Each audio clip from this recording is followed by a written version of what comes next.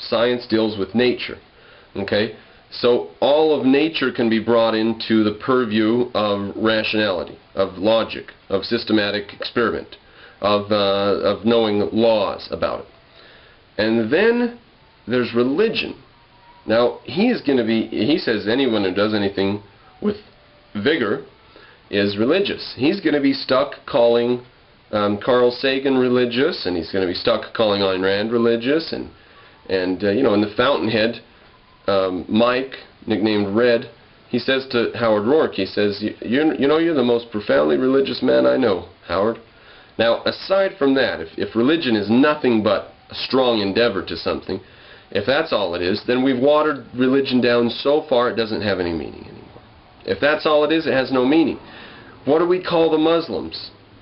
Are the Muslims practicing the same thing that Albert Einstein was practicing, as Albert Einstein tried to work out the fundamental laws of subatomic theory, and the Muslims are trying to kill all the Christians? Are they endeavoring? They're both striving. They both come from you know, background of authority. The Muslims have the authority to chop your head off, and Einstein has the authority to say that my mathematics are right here for you to review. You know, that's why I can't stand this guy. His videos are full of nonsense, and he doesn't even work them out well. It's all just nonsense. At least Zorio and Azrinoch have the wherewithal to come up with an argument that you can destroy. This guy doesn't even come with an argument. He just rambles. So far from scientific discussion, it doesn't even ramble. He just doesn't even ramble. I don't even know what the hell he does.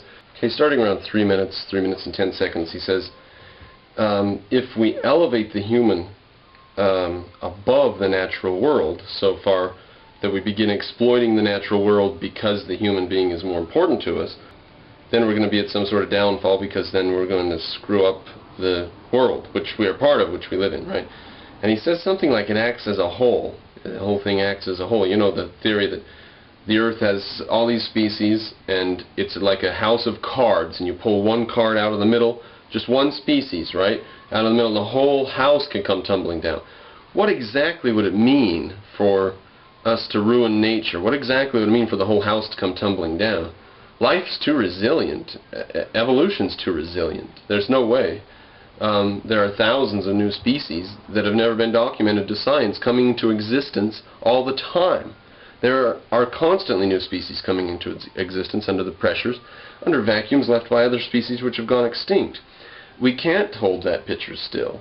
And it just shows how much Thou Art That has bought into the propaganda and the environmentalism that, oh, the Earth's all one big biosphere, and what you do in one corner of the world can hurt elephants on the other corner of the world. And, you know, all that stupid shit that people buy, including him. He has bought into the idea that the biosphere is a unity, a single unit, like a human being that you can hurt or offend or damage.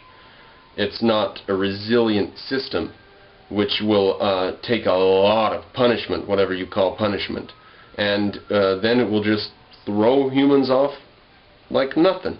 You know, a few good volcanic eruptions some year kills agriculture the whole world around for 10-15 years because of a massive cloud of gas and dust, and we're not going to look real smart. We're not going to be sitting here trying to preserve the goddamn world. We need to survive. And people like him buying into this stuff, it's not doing us any good.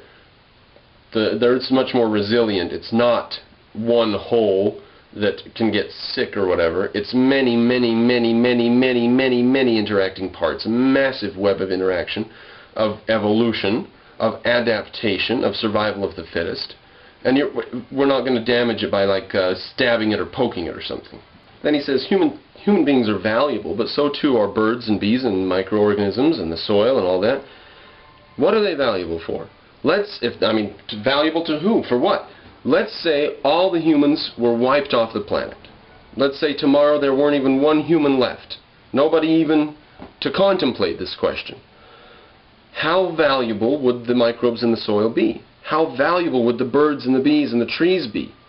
I'll tell you, about as valuable as the pristine scenery available on the moon or Mars. That valuable. To who? To nobody. For nothing. Unless a human goes there. So no, the birds and the bees and the trees and none of that. It's not valuable. It's only valuable to humans. The idea it has some intrinsic value is he's bought into environmentalism. He has bought into this nature worship, that the trees have some value in themselves, and if all humans were gone, the trees would be better off. You know, what the hell good would a tree be if there were no humans around? What if, I mean, so they think that the age of the dinosaurs was absolutely terrific. They love it.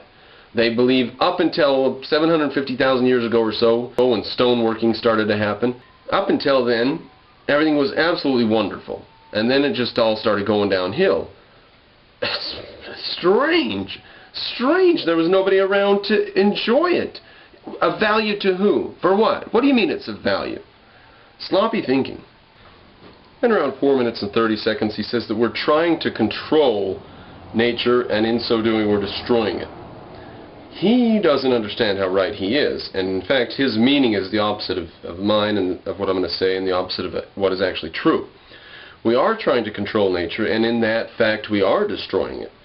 We are putting massive amounts of effort into preserving species that are not doing a very good job at surviving.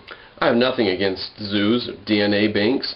I have nothing against wild preserves where people buy the land and preserve it because they want to. I have nothing against any of that. But I do have a very big problem with people wanting to stop any new species from coming into existence, because that's what they're going to have to do. If you want to preserve all the species we have, then we're not going to be able to let any more come into existence. And if you look at, you know, going clear back to the Cambrian explosion and even before that, the number of species will ever increase, the world will get ever more crowded, and as the number of species increase, some of the old species are going to go. There are very few species that have hung on for a very, very, very long time, and they're so well balanced, they're so well fit into their niche that they've changed very little. Very few species have done that, have changed very little over a long time, like cockroaches, ants, some other things. But the notion of a species is a static notion humans have come up with. And the world is not a set of 999,000 species. The world is an evolving system with 100 billion trillion pieces to it. And it's not true that we can put a peg in the ground and say, beyond here no more species shall go extinct. God damn it, we have to save the species. What about the new species that are crowding their way in there through evolutionary change? And how are you going to save these old species? The DNA is changing every single generation. You're not going to be able to change them if you do what you, like we save the species, the damn polar bears or whatever. We save the polar bears or the penguins on some island or something. And 10,000 years from now, they're gone extinct for totally different reasons, or else they become different. They don't live on land as much anymore. They live on land, they don't go swimming anymore, you know.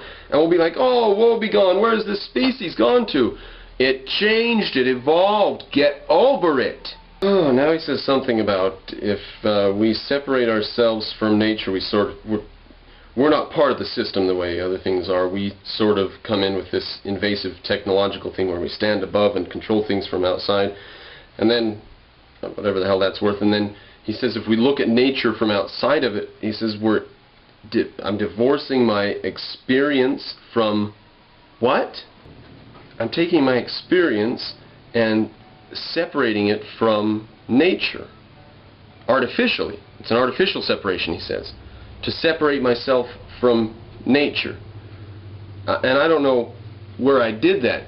To call nature by its name, to have a definition and a concept, isn't an artificial separation of myself by my experience. This is inexact nonsense. I challenge him to make a video explaining what the hell he means. It's around 5:20. Then he says that the things we want, the things that we feel, and the things we long for him, all of that's just as valid as rationality. And maybe that's the reason I don't watch his videos. And he says a problem comes when, I don't know what the hell the problem is, comes when we champion a particular type of rationality above all other ways of knowing. And I would just disagree with him. I would say there is not another way of knowing besides rationality. Rationality is putting the evidence of your five senses together. You have information coming from the universe, and rationality is that faculty which organizes it. And there is not another way. There are no other ways.